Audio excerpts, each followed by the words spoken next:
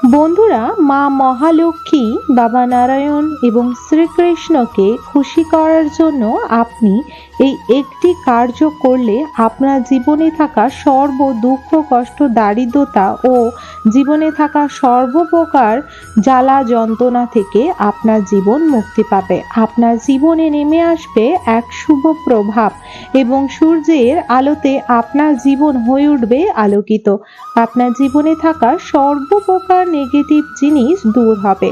বন্ধুরা, বলা হয় মা মহাদেবী লক্ষ্মী যার উপর সন্তুষ্ট থাকেন সেই ব্যক্তির উপর কোনো প্রকার কোনো কষ্ট দুঃখ জ্বালা যন্ত্রণা আসেন না এবং সেই ব্যক্তি দিন দুগুনি রাত চৌগুনি আয় ইনকাম করে।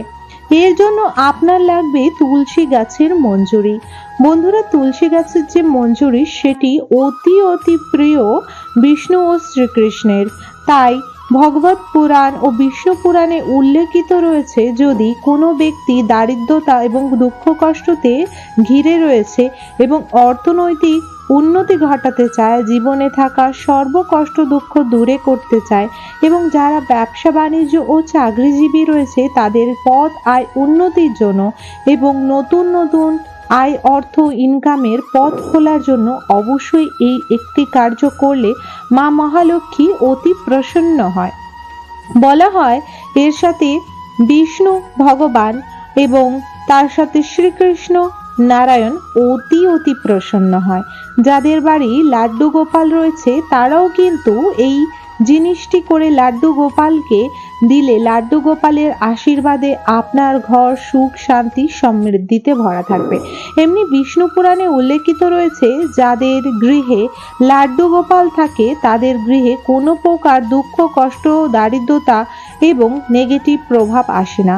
তাদের বাড়িতে সর্বদা শুভ এনার্জি বাস করে, যার ফলে সেই সকল ব্যক্তি যারা সেই গৃহে বাস করছে তাদের সর্বপ্রকার দুঃখ কষ্ট দারিদ্রতা দূর হবে।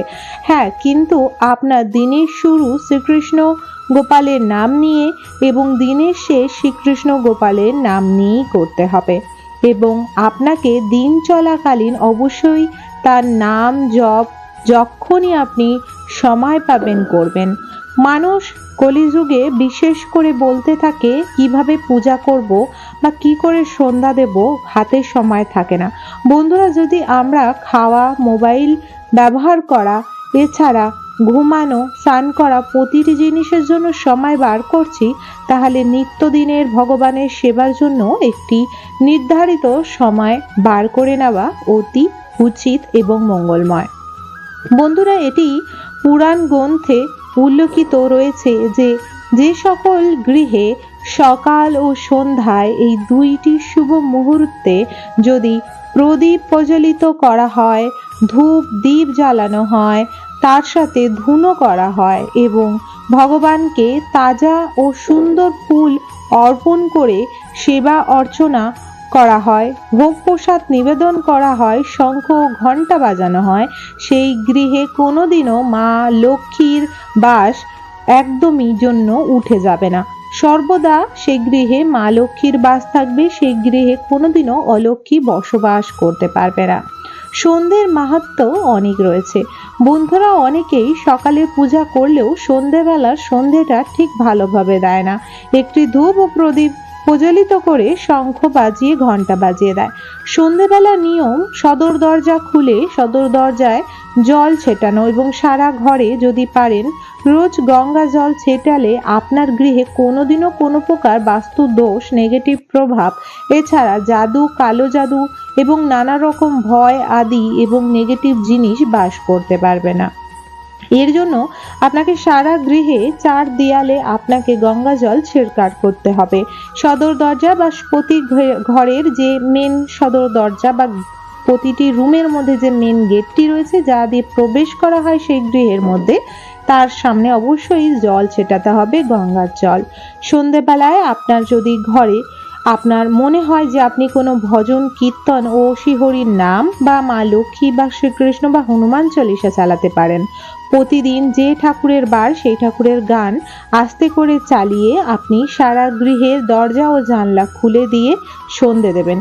বলা হয় সন্ধে দেওয়ার সময় সদর দরজা সবসময় খুলে রাখতে হয় এবং সদর দরজার সামনে একটি প্রদীপ প্রজ্বলিত করা অতি ভালো, বিশেষ করে বৃহস্পতিবার, শুক্রবার, মঙ্গলবার ও শনিবার। এবং যদি পারেন তো আপনি রোজ একটি সর্ষা তেলের প্রদীপ নিবেদন করুন সদর দরজায়। সদর দরজা দিয়ে সকাল ও সন্ধ্যা আমাদের ঘরে সুখ, শান্তি, সমৃদ্ধি ও ঈশ্বর প্রবেশ করে থাকেন। তাই এই কাজটি করা একদমই উচিত। বন্ধুরা, প্রতিদিন তুলসী তলায় আপনারা অবশ্যই প্রদীপ ও দীপ দেবেন।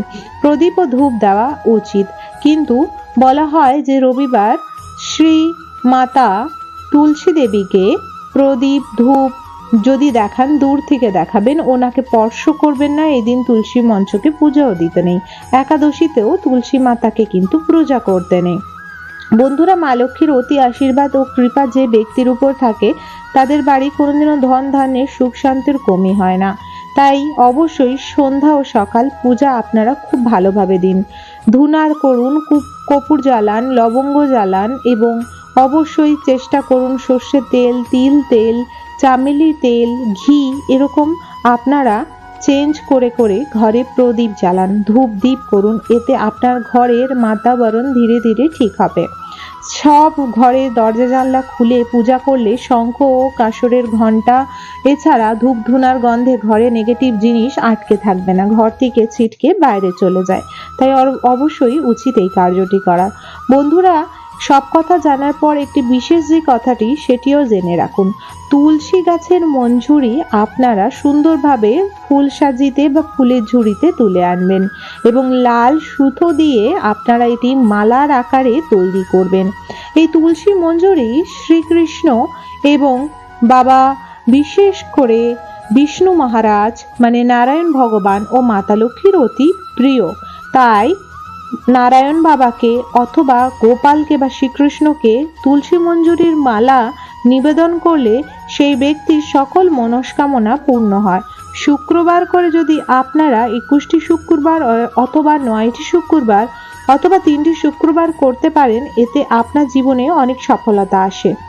বলা হয় মাতা মহালক্ষ্মীর সামনে একটি ছোট থালার মধ্যে চাল ও তুলসী মঞ্জুরি এবং তার সাথে সামান্য একটু ধনে আর তার সঙ্গে বিশেষ করে একটি কড়ি অর্পণ করে তার মধ্যে সামান্য সিঁদুর ছিটিয়ে ও পুষ্প অর্পণ করে পূজা করার পর সেটি যদি আপনি পুটুলি বানিয়ে তিজুরিতে রাখেন, এতেও সুখ শান্তি সমৃদ্ধি এবং আয় উন্নতি বাড়ে।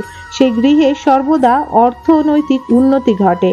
তুলসী মঞ্জুরি খুবই প্রিয় শ্রীকৃষ্ণর, তাই এতে চন্দন লাগিয়ে শ্রীকৃষ্ণর চরণেও অর্পণ করলে সেই ব্যক্তি স্বর্গ লাভ করেন এবং তার নরকগমন হয় না, সে মৃত্যুর পরে সোজা স্বর্গে যায় বলে উল্লেখিত রয়েছে।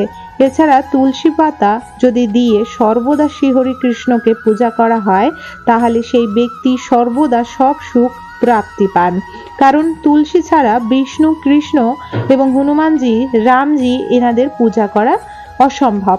তাই এইগুলি অবশ্যই দরকার। বন্ধুরা, এই মালাটি তৈরি করে আপনারা দেবেন এবং যখন আপনারা শ্রীহরি কৃষ্ণ, শ্রীহরি নারায়ণ এবং মাতা লক্ষ্মীকে অর্পণ করবেন তখন অবশ্যই মন্ত্রটি বলবেন। শ্রীকৃষ্ণ ও নারায়ণকে অর্পণ করার সময় অবশ্যই বলবেন ওম নারায়ণ নমো নমঃ, শ্রীকৃষ্ণকে ওম ভগবতে বাসুদেবায় নমো নমঃ ও মা লক্ষ্মীকে ওম মহালক্ষ্মী নমো নমঃ।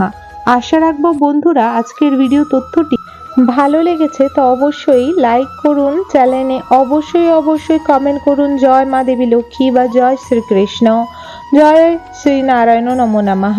বন্ধুরা, অবশ্যই চ্যানেলটিকে সাবস্ক্রাইব করে রাখুন আপকামিং পুজো পাঠ, তন্ত্রকথা, জ্যোতিষশাস্ত্র, বাস্তু টিপস, টোটকা ও উপায় দেখার জন্য। আশা রাখবো বন্ধুরা আপনারা সকলেই সুস্থ আছেন, সবল আছেন। জয় মা দেবী লক্ষ্মী, জয় জয় শ্রীকৃষ্ণ। রাধে রাধে।